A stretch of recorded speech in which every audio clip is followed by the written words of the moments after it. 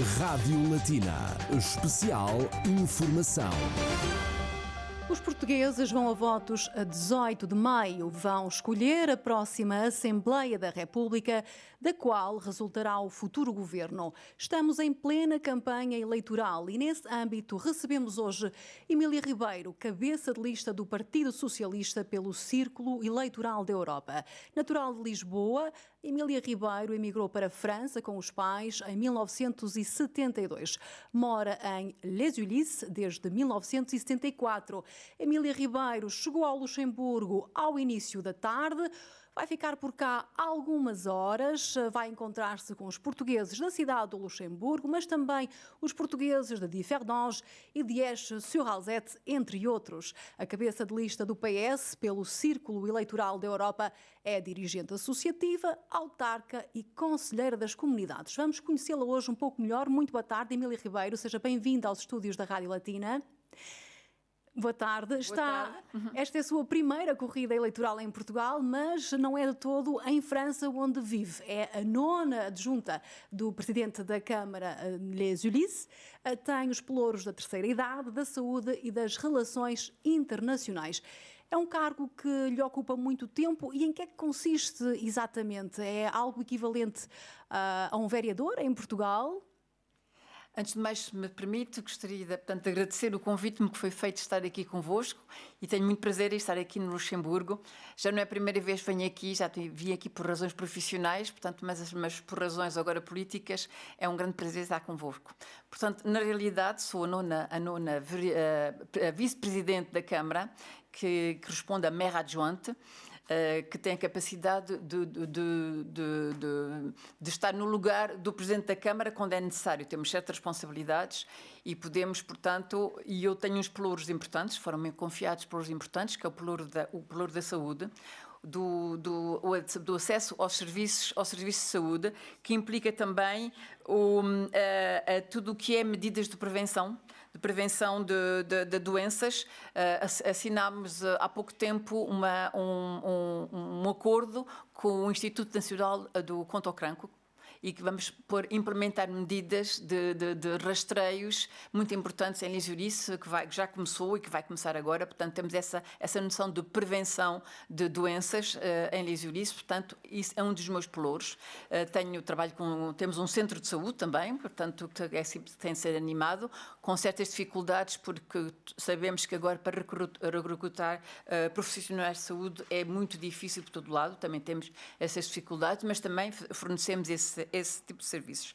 Portanto, também tenho um pelouro que também é muito importante, embora a cidade de Les Ulisses tenha 25 mil habitantes, a maior parte da população tem menos de 30 anos, mas a população de mais de 60 anos já atinge os 18%. Portanto, temos de antecipar justamente agora a questão do envelhecimento da população e estamos a implementar, claro, certas medidas, como, por exemplo, temos um serviço municipal que é dedicado aos idosos, com meia dúzia de funcionários a trabalhar justamente para animar para tentar lutar contra o isolamento, porque uma grande preocupação das pessoas que envelhecem é o isolamento. Muitos ficam sozinhos em casa e várias medidas de animação para os sair de casa, para se juntarem em várias atividades que fazemos, culturais, de visitas, de viagens, organizamos viagens para eles. E também criámos o Conselho dos Idosos. Portanto, são os próprios idosos, são as pessoas que nos vêm, que nos dão a conhecer os problemas que eles têm. E, portanto, nós tentamos implementar as medidas que eles gostariam que fossem feitas. Portanto, também é muito precioso trabalhar com esse Conselho dos Idosos. E também, portanto, já falei da luta contra o isolamento, portanto, trazê-los fora de casa, essas pessoas de idade que são isoladas e que podem comunicar com outros idosos que têm os mesmos problemas com eles. E agora o que também tem havido, portanto, uma nova realidade são os cuidadores. Porque nós somos cuidadores ou dos nossos pais, ou dos nossos maridos, ou dos nossos esposos, e temos tem a ver medidas para os ajudar. E isso cada vez é mais importante também. Les Ulisses fica exatamente onde? E moram lá muitos portugueses? Sim, Les Ulisses fica mais ou menos a 25 km a sul do Paris, num departamento que se chama Essonne, e que tem uma população bastante importante, portuguesa, e que tem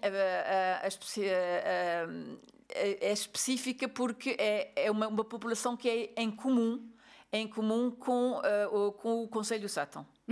E foi por isso que fui impulsionadora de uma germinação com o Sátão. Foi feita, começámos a trabalhar com ela em 2008, quando fui autarca pela primeira vez, e agora foi depois implementada, foi assinada o protocolo de germinação, foi assinado em 2013, e desde então tem havido muitos intercâmbios entre o Sátão e Les Ulisses e os arredores também, porque também há algo também que é inédito, é que Les Ulisses, portanto, é uma cidade vizinha de Orsay. Estamos ligados, e Orsay está também geminada com um município de Vila Nova de Paiva, que é vizinho do Sátão. O que fez que fizemos assinámos uma espécie de protocolo com 4 vilas. Portanto, é uma germinação quadrangular que se vê todos os anos. Fazemos um festival das germinações em que vêm uma espécie dos feirantes produtores agrícolas que vêm do Sátão e de Vila Nova de Paiva, e fazemos uma festa durante um fim de semana para dar relevo a essas duas germinações, ao fim e ao cabo, que abrangem quatro cidades. Portanto, isso é o meu terceiro pelouro, tem a ver com relações internacionais, porque não estamos só germinados com Sátão, estamos germinados com quatro cidades, uma no Reino Unido, uma na Alemanha, e fazemos o que nós chamamos cooperação descentralizada com uma vila que se chama Sédiou e que está no Senegal, em que implementámos, portanto, um tipo de ajudas que tem a ver com recolha de lixo, portanto, no que diz respeito à higiene e ao ensino, tivemos muitas medidas para ajudar essa população. Mas se a Emília Ribeiro for eleita nestas eleições legislativas antecipadas, terá certamente que renunciar ao cargo de autarca em França. É uma evidência, claro, não se pode fazer tudo, não é? É uma escolha que tem de ser feita. No entanto, portanto, este mandato está-se a terminar, portanto, estamos nos últimos 6 meses do mandato, vai haver novas eleições no mês de março, portanto, daqui até lá, é verdade que não posso ter um poder executivo em Portugal e um poder executivo na França, mas poderei continuar, pelo menos até ao fim do mandato. Vou ver se consigo, já estive a falar com o meu Presidente da Câmara que me pediu que fosse ao menos até ao fim do mandato, nem que fosse a ajudar, mas não como adjunto ao maire, portanto, não como vice-presidente, mas como vereadora e unicamente vereadora. Isso é possível. Mas, portanto, vamos a ver o que dá, vamos a ver o trabalho que vai ser preciso fazer na Assembleia da República, vai ser imenso.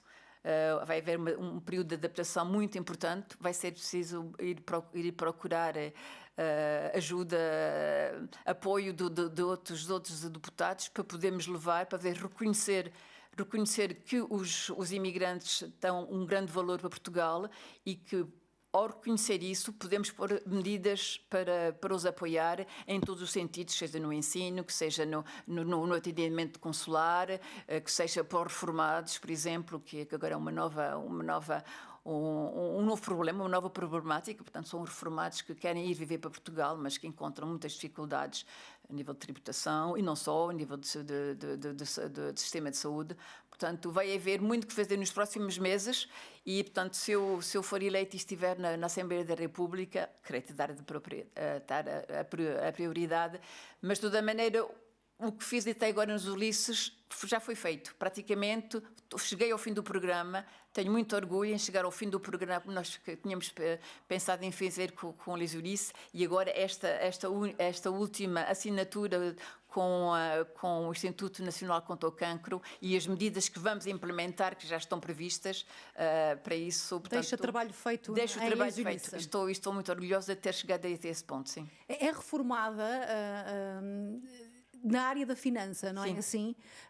E nesse âmbito é que teve o contacto com o Luxemburgo. Disse isso brevemente quando começamos esta conversa? Sim, é verdade, porque eu trabalhei em Paris, claro, numa empresa cuja sede é no Luxemburgo, Na área da finança. na área da finança, que gera com muitas filiais no mundo inteiro e que começou na Argentina. Começou, portanto, com essa empresa era uma empresa industrial que começou na Argentina, por exemplo, com o fabrico da cerveja mais conhecida na Argentina e na América do Sul, que se chama Quilmes. E portanto, depois que se expandiu, portanto, por o mundo inteiro, a nível financeiro. E, de facto, eu, quando entrei nessa empresa, entrei como assistente de direção e acabei como diretora de gabinete da presidência. Portanto, comuniquei muito aqui com a nossa sede no Luxemburgo e vim cá várias vezes para tratar de assuntos, para assistir a reuniões e para ser assistente, claro, do presidente, que se deslocava regularmente aqui ao Luxemburgo. E o que é que ele levou a aceitar este convite para ser cabeça de lista do PS pelo Círculo da Europa? Quem se interessa pela política sabe que ao longo dos anos Paulo Pisco tem sido uma das preferências do PS no Círculo da Europa e agora o PS apresenta um novo rosto que para muitos é um novo rosto, a Emília Ribeiro. E já agora aproveito para lhe perguntar se a sua decisão, se o facto de Paulo Pisco não concorrer agora nestas eleições teve algum peso na sua decisão de aceitar ou não ser cabeça de lista do PS. Eu primeiro gostaria de louvar o trabalho que foi feito pelo Paulo Pisco, porque desde há 15 anos que ele começou com a sua campanha porque ele vinha de Lisboa, não era propriamente imigrante, mas na secção do Paris, eu faço parte da secção de Paris do PS há mais de 15 anos, não, há mais de 30 anos. 15 anos é para o PS francês, mas há mais de 30 anos faço parte da secção do PS de Paris e desde o início, portanto, nós estivemos sempre atrás do Paulo Pisco e participámos nas campanhas que ele fez e eu quero louvar o trabalho que ele fez, as medidas que ele conseguiu para os portugueses do estrangeiro, mas chegou, portanto, um momento, foi uma decisão do Partido Socialista em Lisboa, que decidiu desta vez de focar a candidatura ser feita de portugueses do estrangeiro para portugueses do estrangeiro. Portanto, é uma novidade. E, portanto, nós temos a nossa candidatura do Partido Socialista, ao contrário de outras, é incluir apenas candidatos que são efetivamente dentro do estrangeiro. Falo, por exemplo, da segunda de lista, que é da segunda cabeça de lista, em posição elegível, que é Ana Maria Pica, que está residente na Suíça, mas também temos os suplentes, que são um no Reino Unido, outro na Alemanha. Portanto, unicamente imigrantes, vamos dizer imigrantes, para levar mais depressa, imigrantes que vão representar imigrantes. Portanto, isso foi uma novidade. E a outra novidade é que vocês, não sei se algum de vocês conhece o meu empenho com que tenho aplicado e defendido o lugar das mulheres nas funções de liderança, que sempre tentei aplicar a nível associativo, a nível autárquico, e que, claro, a política nem sempre é automático darem oportunidade às mulheres de ocuparem esses lugares de liderança. E quando me foi apresentada essa oportunidade, foi um desafio que eu não podia dizer que não. Portanto, foi por isso que foi um dos motivos que me levou também a aceitar, portanto, fazer parte desta lista.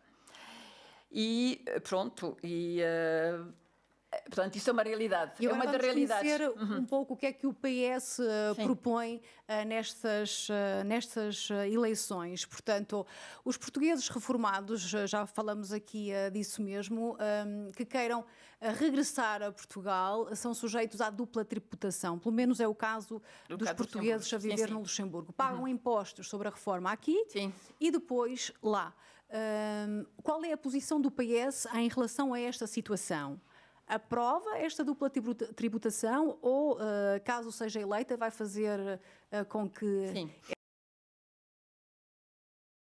Queria dizer, portanto, que no programa do PS está bem especificado que temos de encontrar uma fórmula justa e equilibrada para os portugueses que querem mudar a residência fiscal de Portugal quando atingirem a idade da reforma.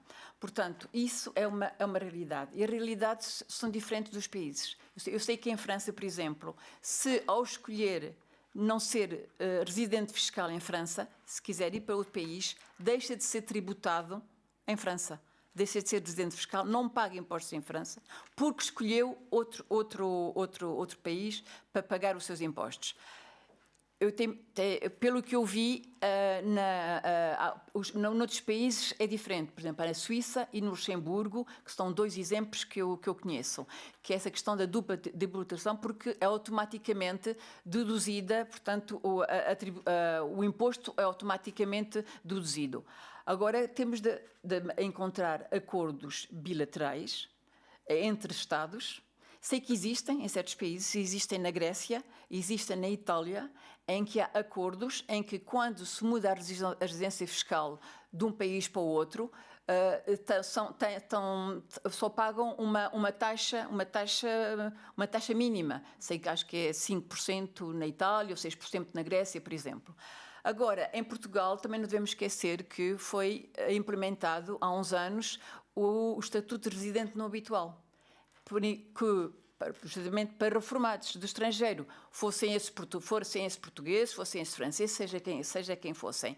E isso, claro, que não foi muito... Isenção fiscal durante 10 anos. Pronto, mas isso, claro, não foi... Os reformados não têm usufruído muito deste estatuto, sejamos sinceros. Sim, porque não tiveram conhecimento disso.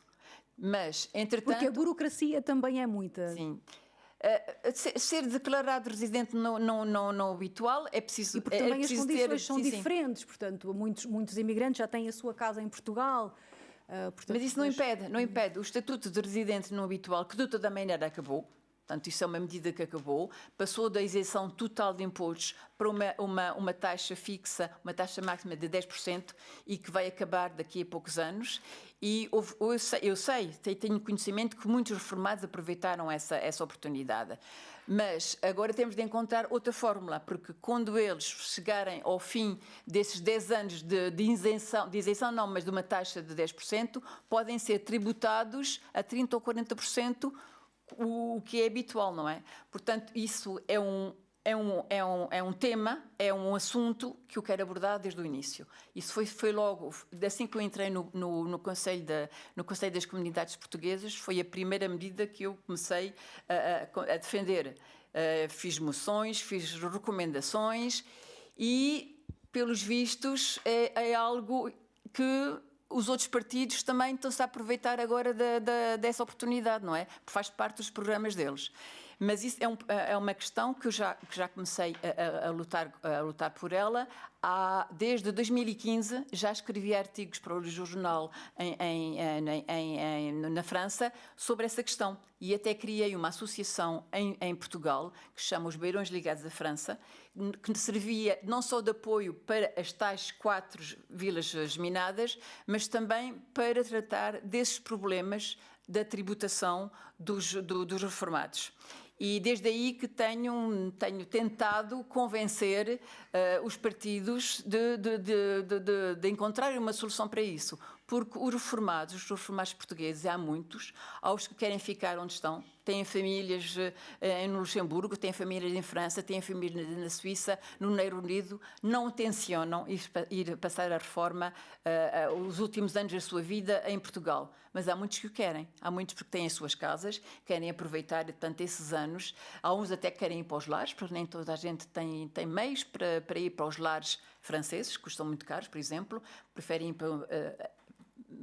pensarem em ir para os lares das aldeias onde não nasceram e onde estão a viver, e para isso este problema da tributação tem de ser mesmo de ser resolvida, e está no programa, e vai ser um dos meus principais objetivos, é tentar reunir à minha volta não só talvez os meus colegas do grupo parlamentar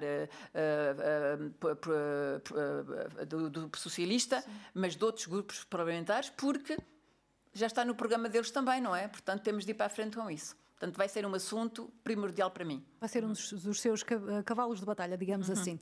O custo de vida é muito elevado no Luxemburgo, sobretudo devido aos preços da habitação.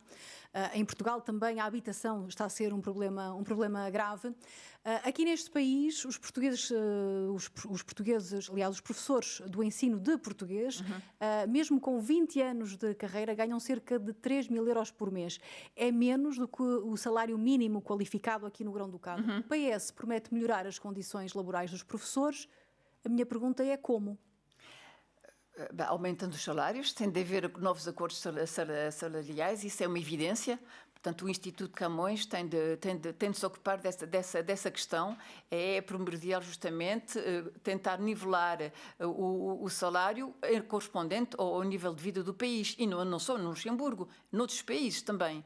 Portanto, isso vai ser, de facto, uma das nossas prioridades igualmente, é tentar aumentar, nivelar o nível do salário para que possam ter uma vida decente onde vão ensinar. Porque senão não vêm. E se não há portugueses que estão tentados a virem para fora de Portugal porque vão ganhar menos ou que não têm meios de subsistência suficiente, não vêm. E se não há professores, não há aulas. Portanto, isso é um facto muito importante que tem de ser levado a cabo. Eu também queria relevar o facto que disse, portanto, uma das conselheiras do Luxemburgo, que é a Inês Peixoto, que levantou esse problema, é que estamos a ver que há portugueses que saem de Portugal, não digo que vão à aventura, mas que vão à procura de uma vida melhor, como nós há 50 anos o fizemos também, e que vêm sem preparação e que encontram muitas dificuldades, não só laborais, mas de habitação. Você fala de habitação, é muito difícil. E para o ensino dos filhos, para integrar o ensino do Luxemburgo com a dificuldade da língua, de aprender o alemão. Alguém que venha, em geral, o alemão não é pouco ensinado em Portugal. É o inglês e o francês, em geral. Portanto, chegam para aprender o alemão, é muito difícil, portanto, há muitas dificuldades e portanto, a Inês Peixoto, justamente, acentuou o facto que isso tem de ser preparado. Essa nova imigração tem de ser preparada. Imigrar com consciência. Imigrar com consciência, porque também temos os gabinetes de apoio ao imigrante, têm de ser desenvolvidos, tem de haver programas justamente para quem quiser sair do país, que preferia que o evitassem que saísse do país por razões justamente de laborais, por exemplo, de terem melhores salários ou terem evolução de carreira, que em princípio não encontram em Portugal, que haja medidas para que isso acabemos com isso e que os jovens tenham vontade de trabalhar e de ficarem em Portugal. O PS promete mais postos consulares e mais funcionários consulares. A minha pergunta é: em que países é que o PS detectou que havia falta de postos consulares e também onde então é que sentiram, neste caso, o Partido Socialista sentiu que havia falta de funcionários nos postos consulares já existentes? Mas isso em todos os países?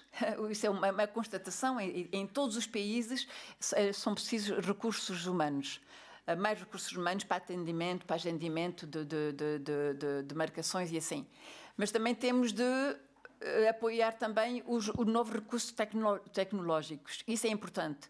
Portanto, nós temos programas do PRR que deu verbas importantes justamente para modernização, não só do comboio, falamos do comboio, dos comboios em Portugal, mas modernização das infraestruturas portuguesas, incluindo os consulados. Portanto, já houve um grande esforço que foi feito, mas nós sabemos também que as tecnologias estão sempre a evoluir. Portanto, é preciso continuar a investir em novas tecnologias, há possibilidades agora de obter atos consulares sem ter de ir ao consulado e sem ser a presença, que não é indispensável, por portais com o consulado em casa, por exemplo. Nós podemos pedir agora por correio um documento, fazendo um formulário, preenchendo um formulário que é necessário, enviando um cheque, por exemplo, e, portanto, recebe-se o documento em casa. Portanto, isso é uma facilidade. E, claro, temos agora de recorrer a todos os meios digitais possíveis e imagináveis, com a chave móvel e assim, para obter novos documentos.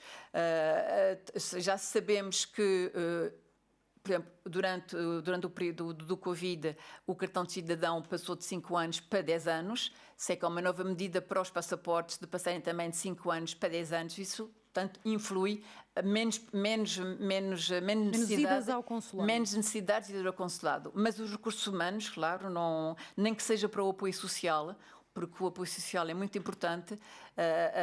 Há medidas para apoiar os mais carenciados, porque também existem portugueses carenciados fora de Portugal, os mais velhos e essas famílias justamente que chegam sem apoio, portanto também temos de desenvolver os adidos sociais, a presença de adidos sociais, a presença da segurança social, que não trata só da segurança social de Portugal, mas também da segurança social nos países onde estão a residir os portugueses. Portanto, esse tipo de especialistas devem ser aumentados. E apoio jurídico, também temos de ter apoio jurídico, porque cada vez é mais problemas para fazer trâmites em Portugal e que precisamos de um apoio jurídico também nos consulados. Portanto, isso requer um aumento de especialistas nos consulados também. Falou do apoio social dos consulados, que Portugal, neste caso, através dos seus postos consulares, pode prestar. Há um número, efetivamente, que eu agora não me recordo de cor, mas há um número internacional para os portugueses que estejam no estrangeiro e que precisem urgentemente de ajuda. Eu fiz o teste e liguei uma vez para esse número, porque tive conhecimento do caso de uma pessoa que estava aqui no Luxemburgo que tinha ligado para esse número e que me disse que lhe atenderam desde Lisboa e que o pedido, após ter feito o seu pedido de ajuda, o que lhe recomendaram foi ele dirigir-se ao consulado. Portanto, é um número de emergência que não trata a emergência, só indica a pessoa para onde é que ela deve ir. Deve-se deslocar ao consulado e ali no consulado expor o seu problema. Portanto, gostava de ter a sua opinião sobre este número que existe e se realmente vale a pena ter este número, porque uma pessoa que esteja em desespero total, que esteja a passar fome, como foi o caso, por exemplo, daquela pessoa que eu conheci que ligou efetivamente a esse número, não o ajudaram, quer dizer, a única coisa que lhe disseram, olha, amanhã, quando o consular abrir, vá lá bater à porta do consulado. Sim, porque é verdade que por telefone não se pode resolver tudo, não é? Portanto, tem de haver à frente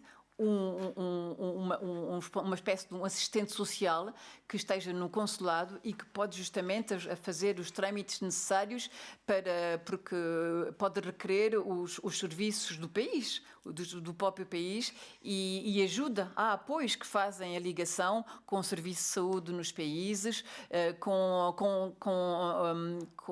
Mas faz-lhe sentido este distanciamento? Faz-lhe sentido, se nós precisarmos de tratar de certos documentos até, ser alguém que está em Lisboa a tratar das coisas aqui? Nós percebemos porque é que existe esta descentralização, esta deslocalização. Eu sei. É para cortar justamente em recursos humanos, justamente em funcionários consulares. Eu não vejo bem assim, é porque imagine que qualquer pessoa vai ao consulado, tem um problema que pensa que é urgente, que é uma emergência, pode haver congestionamento nos consulados, não é? Por isso é que o agendamento e essa pergunta junto do número de emergência é um primeiro passo. É um primeiro passo para evitar justamente o congestionamento nos consulados. Mas quando se chega a um consulado, eu primeiro falo do consulado de Paris, porque é aquele que eu conheço melhor, não é? Que eu conheço melhor, há sempre uma resposta. Há sempre uma pessoa que está disposta a resolver o problema. A pessoa, mesmo com emergência, e é preciso distinguir a emergência da urgência. Portanto, emergência, portanto, é um assunto importante, justamente. Portanto, está a passar fome, precisa de uma ajuda. Existem muitas associações de solidariedade. Por exemplo, eu falo da Santa Casa de Misericórdia de Paris, que ajuda imensas pessoas a esse nível, com cabazes de primeiras necessidades, e que responde. E que estão aptos a detectar, ajudam mesmo os consulados a detectar essas pessoas que são mais carenciadas. E há o número de urgência. Portanto, o número de urgência, em geral, é uma morte de alguém, ou assim, um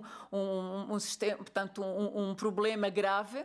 E normalmente há sempre É mais uma linha de informação, vamos dizer assim. Mas eu estou a falar por Paris. Por Paris há um número, há uma permanência, há sempre um funcionário que está de permanência de noite e ao fim de semana para tratar desses assuntos.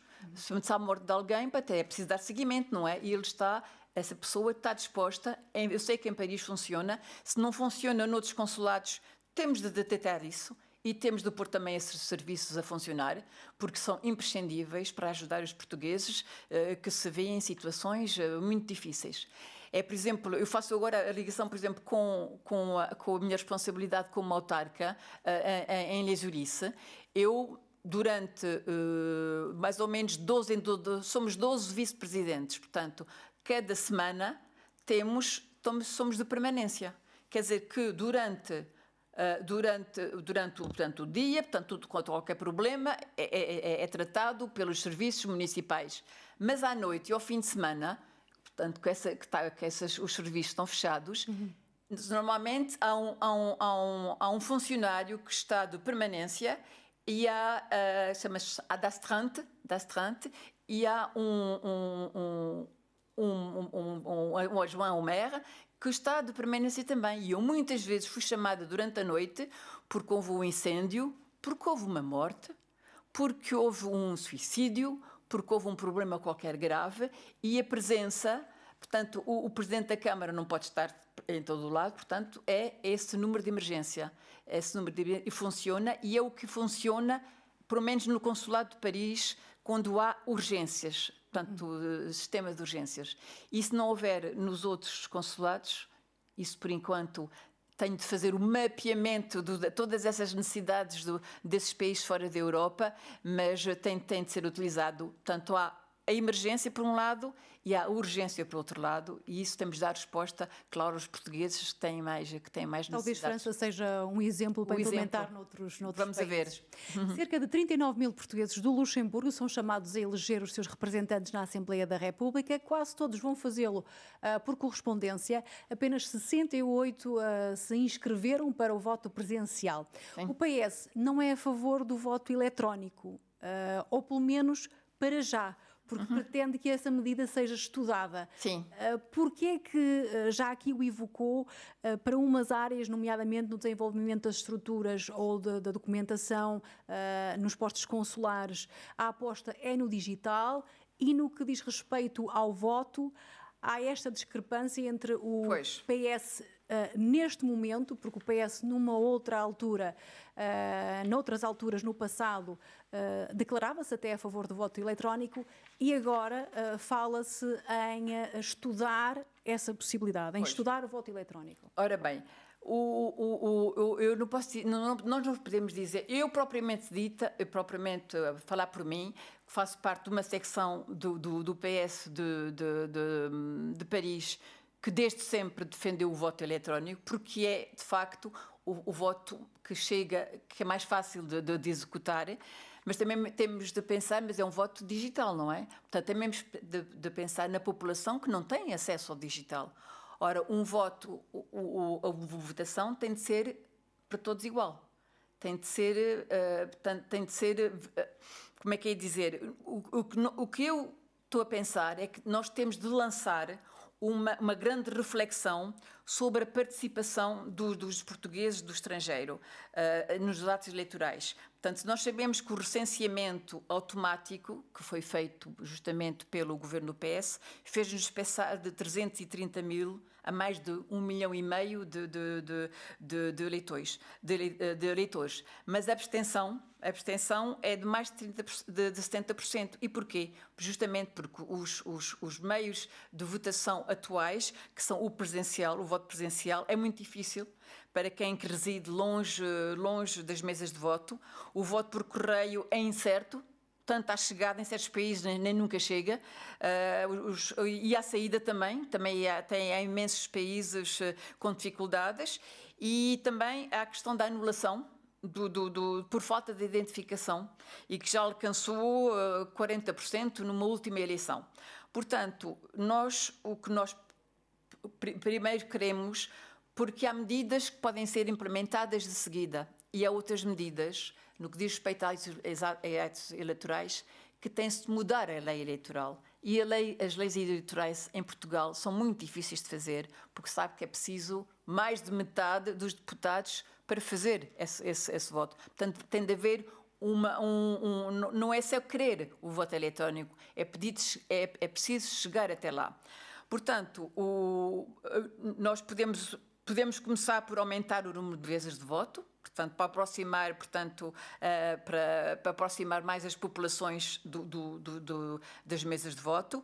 Pode-se encontrar uma alternativa ao cópia do documento de identificação, por exemplo, com o QR Code que venha no boletim de voto ou que venha no envelope do boletim de voto e que já tem identificação da pessoa, o que impede de enviar a cópia do cartão de cidadão ou de outro documento de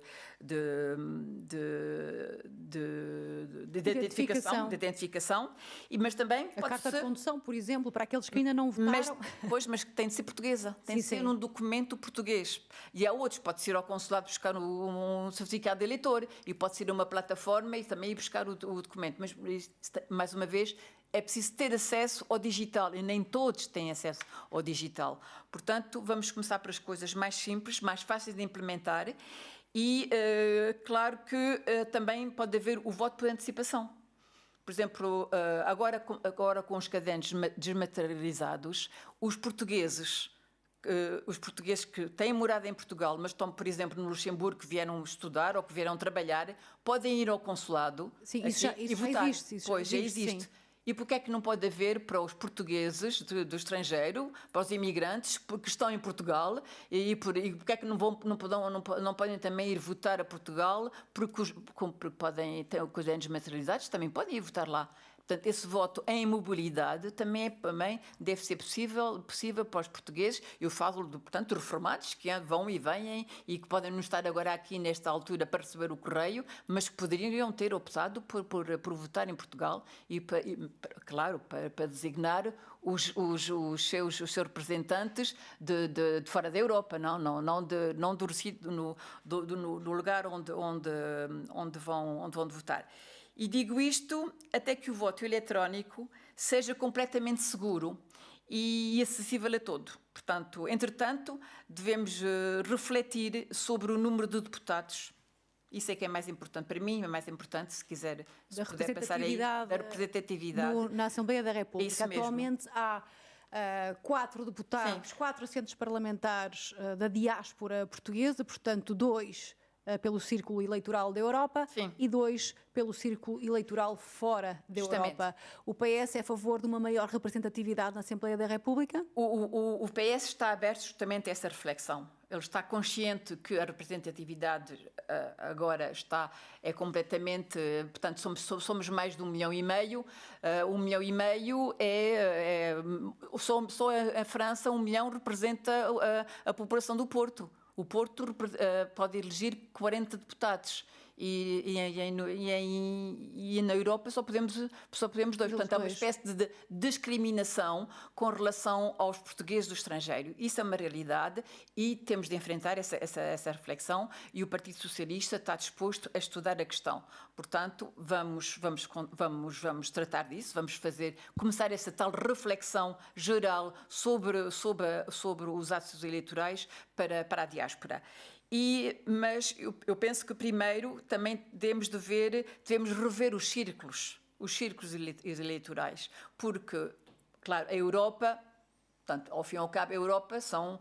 Portanto, a Europa não é a União Europeia, não é? A Europa no continente europeu, mas fora da Europa há distâncias enormes entre a América do Norte, a América do Sul, a Ásia, a África, com 2 deputados, que trabalho que eles podem fazer para alcançar, para ir ao encontro, para ouvirem os seus eleitores. É completamente impossível. Portanto, eu começaria para modificar o número de círculos de eleitores, por exemplo, criar para fora da Europa 4 círculos de eleitores, um para a América do Norte, incluindo, portanto, o Canadá e a América do Norte, um para a América do Sul, porque também tem imensamente muitos eleitores, sobretudo no Brasil, um na Ásia, porque também abrange muitos eleitores, e na África também, portanto, criar 4 círculos para fora da Europa, guardar o círculo da Europa como está, mas depois aumentar o número de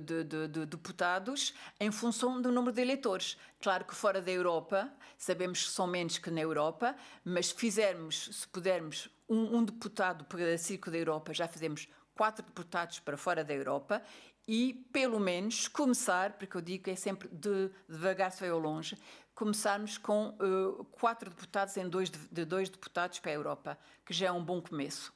Isso serão medidas que podem convencer uma maioria de deputados a votarem. Porque é preciso saber, temos de os convencer. Não basta chegar à Assembleia da República ou uma comissão e dizer temos de mudar o número de deputados porque somos muito mais numerosos. Temos de os convencer e temos de começar devagar. É um primeiro passo, é isso que eu proponho. O Chega foi o partido mais votado pelos imigrantes portugueses do Luxemburgo nas legislativas de 10 de março do ano passado. Por cá, o PS ficou em terceiro lugar, conseguiu então um assento parlamentar. Qual o objetivo que o PS tem para estas legislativas? Pois nós gostaríamos imenso de temos 2 postos elegíveis, gostaríamos que tanto eu, Emília Ribeiro, como a Ana Maria Pica na Suíça, se fôssemos eleitas para a Assembleia da República. Portanto, esse é o nosso objetivo. Quanto ao Chega, pronto, eles têm uma maneira de proceder que eu nem gostaria de comentar, mas que para mim que é inaceitável, que é fundada sobre o ódio, sobre a insegurança, sobre o medo dos outros, intolerância e para mim, claro, ao fim e ao cabo que nem sequer abrange os imigrantes. Abrange mais Portugal, mas não abrange os imigrantes. E nós não nos podemos esquecer que nós, imigrantes, saímos de Portugal como imigrantes, mas ao chegar aos países que nos acolheram, somos imigrantes. E que também tivemos grandes dificuldades, eu falo por mim, para a minha geração, tivemos muitas dificuldades em nos integrar, tanto no ensino como para trabalhar, e que estenderam-nos a mão. Estenderam-nos a mão. Fomos bem acolhidos pelos países onde nós chegámos. Não fomos tão discriminados como isso. E é isso que eu não compreendo. Como é que nós, que somos imigrantes nos países onde vivemos, podemos ouvir certas frases que são terríveis sobre a imigração em Portugal. Não compreendo como é que se podem deixar levar por essas conversas. A Emília Ribeiro, portanto, está há muitos anos a viver em França, chegou pequenina àquele país, com 2 anos, não é assim? Não, cheguei com 15 anos. Com 15 anos. 15 anos. Era pequenina na mesma. Era pequenina. Mas gostava de lhe perguntar onde é que se sente em casa, porque muitas vezes os imigrantes, tanto no país de acolhimento, não se sentem bem em casa e quando regressam ao seu país de origem, a Portugal neste caso, por vezes são olhados e sentem esse olhar como imigrantes, ou seja, como pessoas que não estão em sua casa. A Emília também já sentiu isso, sente isso? Ou sente-se em casa em todo lado? Eu sinto-me em casa em todo lado. Portanto, eu posso dizer que tenho 2 culturas. Politicamente correta.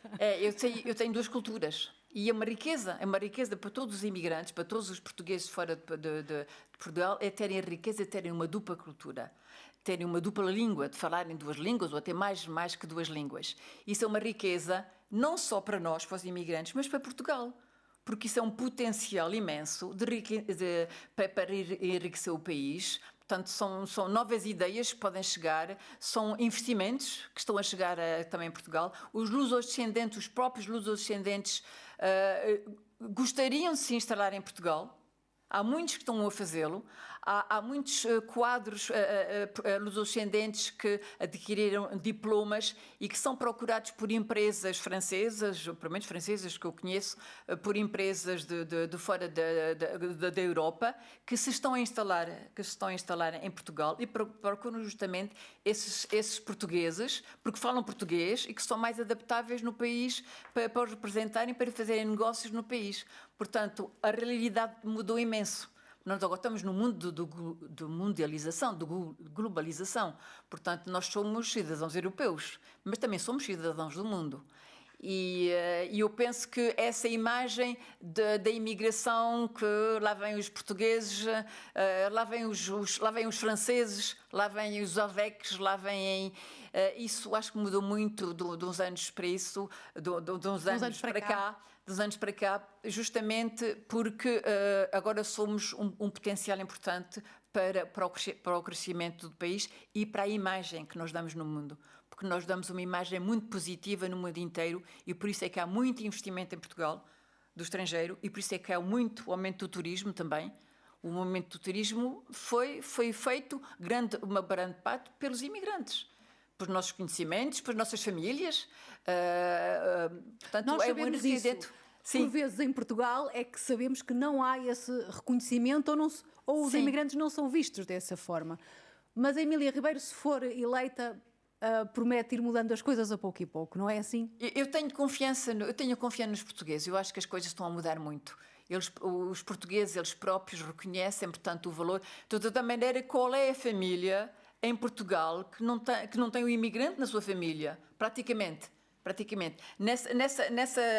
Por exemplo, dou-lhe o exemplo dessa associação que eu criei no Sátão, que são os beirões ligados à França.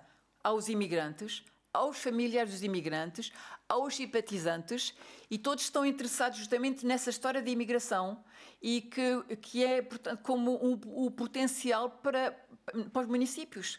Os municípios acolhem-nos de braços abertos.